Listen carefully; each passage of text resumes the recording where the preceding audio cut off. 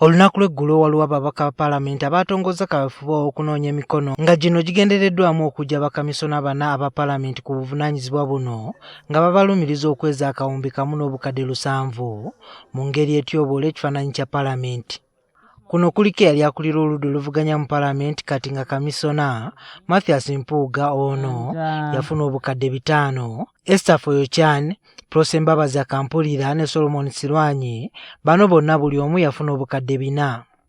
Olwaleero waliwo emmeeza eteereddwa awatuukirwa ababaka mu Paalamenti nga waliwo ababaka batandise okussa emikono ku kiwandiiko kino. Abamu basobodde okutubuulira lwaki basazeewo okwegatta ku bannaabwe abaagala bakamisona balekulire obuvunaanyizibwa buno. Nze ngisayininze era wano tusaba era nsaba ababaka bonna abatuuliza basayininge motion eyo. Tetulina personal problem n'abanaffe naye engeri gye baakolamu ebintu. Institutions zino tezisobola kweprojectinga zo zokka. Ffe abantu abalimu ffe tulina obuvunaanyizibwa kulaba nti tuprojectinze oba tukuumye institution yaffe obutabeera tarnished. Bano bagamba nti ensonga eno balabisa bubi nga Paalamenti nga n'olwekyo balina okulabika nga balwanyisa okukozesa obubi ssente z'omuwi w'omusolo. Tujja kubeera buli omu nga aba ssente bweru ne wano munda tujja kuba nga tubakwata era tetujja kukomaawo. Ndowooza kise kikubulira ojja kugenda mu maaso tulabe nti zino ssente zibeera recovered. Bw'osanga nti ekitongole oba Paalamenti gye nkola nayo abakikwatako ba parliamentary commissioners bo tebasobola kubeera accountable and transparent ate kireeta a lot of suspicion oba abantu kwemulugunya then tuba tutambula bulungi y'ensonga. Omubaka akuliddemu okusoloza emikono gino Theodore Ssekikubo alabiddwako mu kakiiko ka PAC wadde nga kwatuula kyokka ng'alabika akuyega banne basobole okuteeka emikono ku kiwandiiko kye. Ono tabadde mulambulukufu ku mikono emeka gye baakafunawo olwaleero kyokka ng'agamba nti omulimu gutambula bulungi. Wadde Paalamenti eri mu lusirika naye ababaka basinzidde up country gye bali ate n'abo ne bagamba nti mutuuza muti olukiiko lw'amawulire jjo ffe ne mutuleka ebweru nga temutubuulidde. Twaffe twabadde tujja ne tudduka ne tubeegattako. Kino ekiriwo kitokota si kisaanikire kubanga abantu bennyini wansi be babuuza ababaka baabwe nti gwe honorable nga tetunnakulaba ku nsonga eno oyimiriddewa.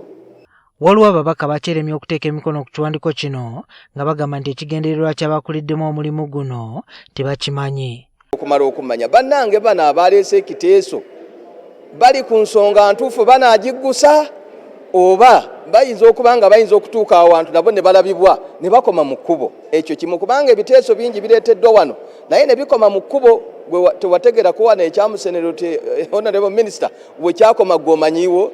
So waliwo ebintu ebimu bye tulina okwetegereza naye nga ekyaba commissioners ababaka ba Parliament of course tetuli basanyufu okuva edda.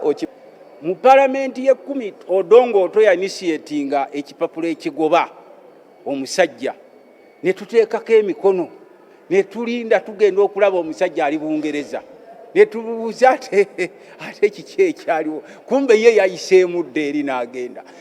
Waliwo abalala bagamba nti bakamisona ssente ze baafuna tebazirinaako buzibu kubanga zali mu mbalirira ya Paalamenti. Ofiisi eba n'ebintu byayo bijja nabyo. Honorable Sarah of Pendi we yali minisita w'ebyobulamu yalina emmotoka mpya nga ne kadi y'amafuta agiyina ate nga nze sibiina. Honorable gundi Sewungu minisita w'ekisiikirize owa education naye alina ssente zaafuna nze zesifuna naye ali azifuna lwa ofiisi ye nga minisita w'ekisiikirize. Woba chairperson wa committee olina ekyenjawulo ky'ofuna ku ordinary member of Parliament. N'olwekyo tuleme kulingiriza nnyo buli kamu tuteekemu ennyindo tuwuliriza bino. Ssekikubo agamba nti wadde balina essuubi nti emikono bagenda kugifuna tebagenda kukaka mubaka yenna kubeegattako kubanga ensonga gye baliko yakutaasa kifaananyi kya Paalamenti ssaako n'okulwanyisa obuli bw'enguzi. Juma Kiriya, NTV Akawungeezi.